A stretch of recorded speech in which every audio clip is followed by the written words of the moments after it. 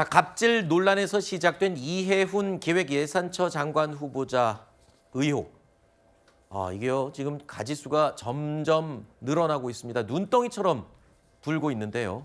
이번에는 재산 문제입니다. 6년 만에 재산이 113억 원이나 폭증했다는 겁니다. 이 부분이 또 관심이 집중되고 있는데요. 가장 비중이 큰 건 증권 재산입니다. 가족들이 보유하고 있는 증권만 총 121억 원에 달하는데요. 2020년에 신고했던 증권 재산과 비교하면 6년 만에 무려 40배로 늘어난 겁니다. 이게 어떻게 이렇게 가능한 거죠? 한마디로 하면 이해운 매직이죠. 그러니까 이해운 후보자가 보유하고 있는 저 비상장 주식의 가치가 크게 올라가서 저렇게 된 것이다. 네. 그리고 저 비상장 주식에 대한 재산 신고 기준이 지금은 평가액 기준으로 바뀌었기 때문에 저렇게 많이 늘어난 것처럼 보이는 것이다. 네. 라는 게 이해운 후보자의 해명인데, 그런데 제가 이해할 수 없는 부분이 있습니다. 자, 이해운 후보자는 저렇게 집에 돈이 많으면서 아니 프린터가 고장 났으면은 애프터 서비스를 정식으로 돈 주고 받으면 되지 왜 보좌진을 집에 불러서 그거 고치게 합니까? 그리고 젊디 젊은 인턴 보좌진이 기사 스크랩하는 게 좀 마음에 안 들면 3단 고음으로 폭언을 할 것이 아니라 정식으로 사람을 아르바이트로 고용을 해서 스크랩하게 하면 되는 건 아니었습니까? 네. 그리고 저렇게 집에 돈이 많으면서 왜 인천공항이 만들어지는 영종도에는 2,000평이나 되는 땅을 사서 몇 년 만에 수십억 원의 시세 차익을 거둡니까? 저런 네. 삶을 살아왔으면서 이제 와서 장관이 되겠다라고 하는 것을 우리 국민들께서 어떻게 이해하실 수 있을까 하는 생각이 듭니다. 네. 이해훈 후보자 가족은 비상장 주식, 아까 설명 들으신 것처럼 약 99억 원어치를 보유하고 있었는데요. 그러면 이 업체가 도대체 어떤 업체냐? 바로 이해훈 후보자 배우자의 숙부가 운영하는 가족회사인 것으로 알려지고 있습니다. 이 가족회사의 비상장 주식을 사고 이런 식으로 재산을 불리는 거. 아니 뭐 자본주의 사회에서 재산 불리는 게 죄는 아닙니다만 과연 이 공직자로서 고위공직자로서 이 처신이 적절하냐는 지적은 해도 되지 않을까요?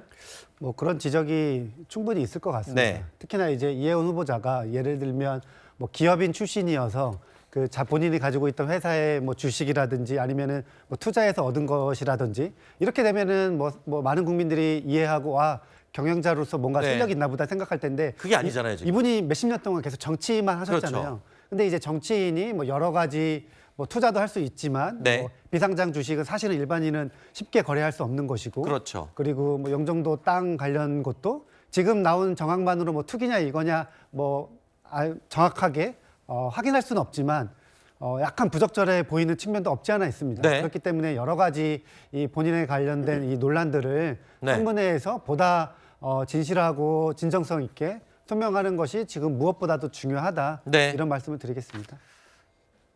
일단 국민의힘은 이해훈 후보자의 재산 형성 과정부터 집중적으로 들여다보겠다고 예고했습니다. 2016년 신고 재산 65억 원에서 10년 만에 100억 원 넘게 불어난 재산 형성 과정부터 집중 검증의 대상입니다.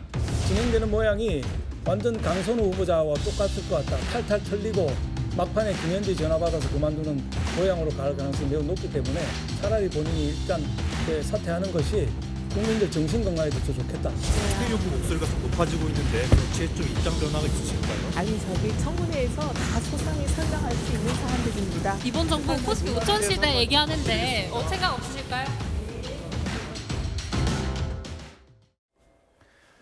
자, 이해훈 후보자는 오늘 출근길에 자진 사퇴는 없다라고 선을 그었습니다. 그동안 불거졌던 의혹들에 대해서 설명 가능하다라고 말을 했습니다. 하지만 인사청문회 과정이 절대 만만치 않을 것으로 보입니다. 국민의힘이 총공세를 펼친다고 예고를 한 상황이니까요.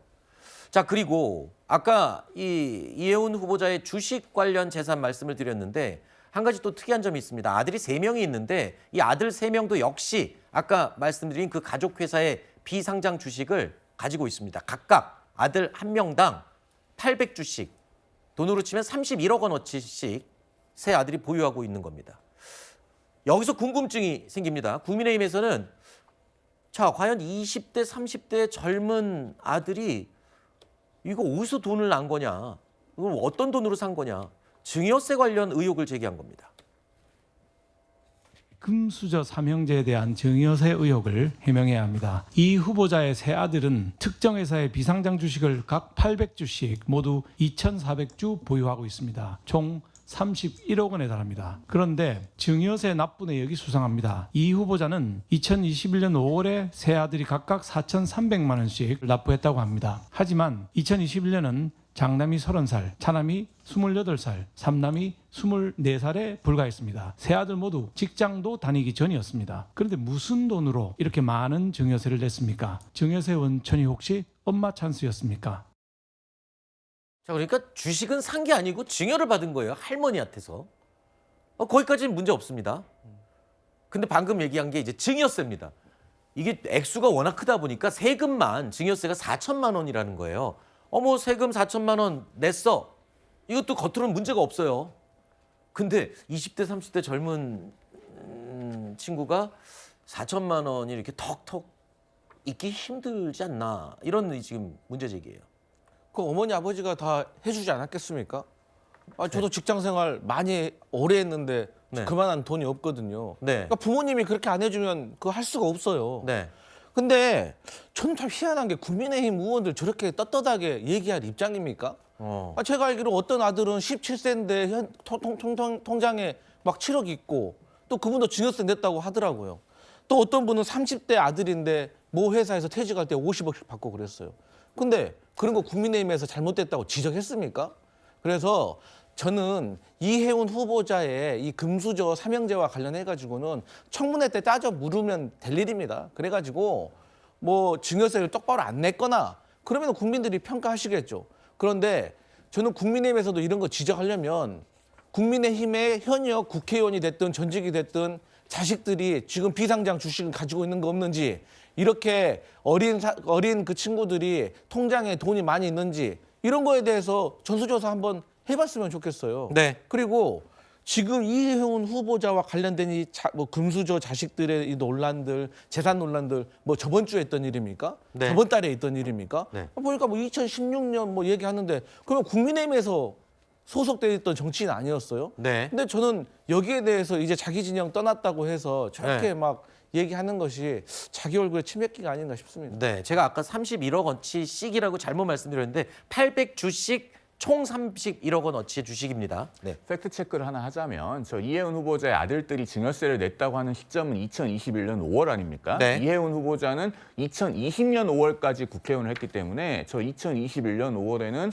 공직자 재산신고 대상이 아닙니다. 그렇기 때문에 국민의힘에서 저 시점에 누가 증여세를 어떻게 냈는지에 대해서는 알 길이 없어요. 그러니까 그런 부분까지 국민의힘에 뒤집어 씌우는 것은 대단히 부당한 정치 공세다라는 말씀을 드리고 앞서 50억 얘기는 곽상도 전 의원 아들 이야기를 하는 것 같은데 그 50억은 화천대유에서 받은 것 아닙니까? 그런데 그 화천대유 대주주 김만배 씨에 대해서 지금 항소 포기를 해서 7천억 원 재벌 만들어준 게 누굽니까? 이재명 정권이죠. 지금 네. 그런 말씀을 하실 계제가 되는가라는 말씀을 드립니다. 네.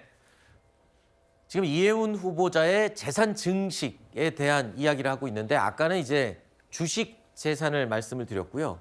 지금 또 관심이 쏠리는 곳이 바로 부동산 재산입니다.